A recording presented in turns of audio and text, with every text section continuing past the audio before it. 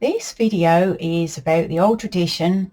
and the folklore associated with bobbing for apples. Now, where it originated from was a more dangerous custom of snapping for apples,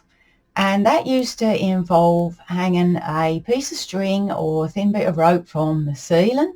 and there would be a loop at the bottom of this, and then there would be a branch that was hung with the string in the middle, and on one side there would be an apple and on the other side there would be a lit candle, and it would be spun, and the person playing the game in front of their family or the village folk would have to try and grab the apple in their mouths while this branch was spinning, and hopefully not get hit in the face or the head by a lit candle. And there were tales of people that used to get singed and injured trying to get the apple. But because it ended up being quite dangerous, eventually it turned into bobbing for apples. And bobbing for apples has got a very long heritage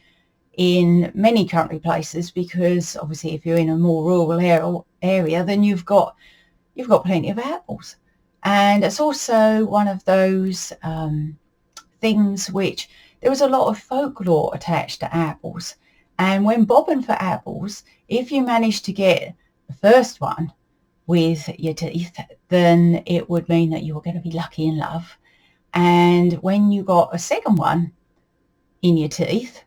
then it would mean that you were going to have prosperity. But if it took you a third go to try and get one, then it would just be a simple case of, well,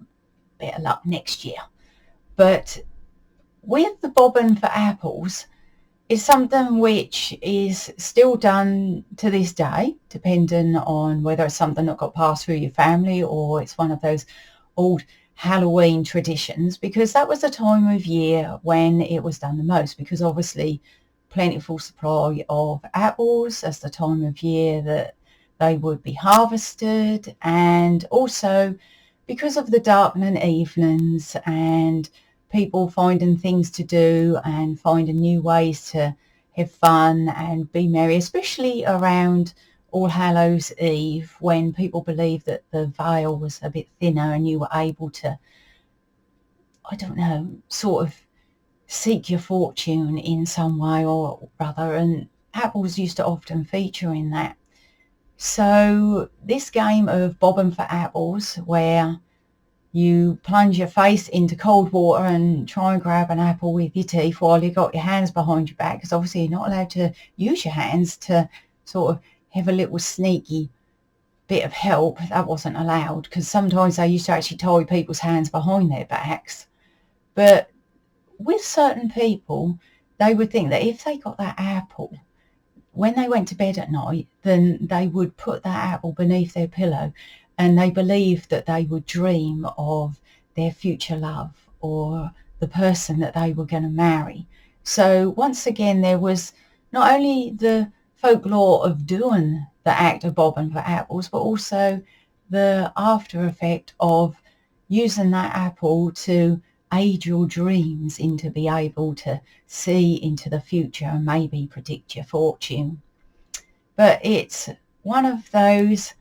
lovely old things which has got a lot of history to it and is still done to this day. And even though people might not know the real origins of it and how dangerous it used to be before people changed from having spinning candles on branches to where it is now of plunging your face into that water in hopes that you're able to catch an apple in your mouth. It's one of those old things that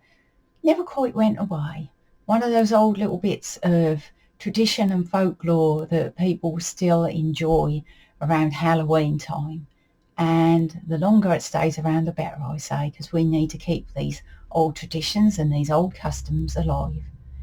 Thanks for watching, and I'll see you again soon. Bye for now.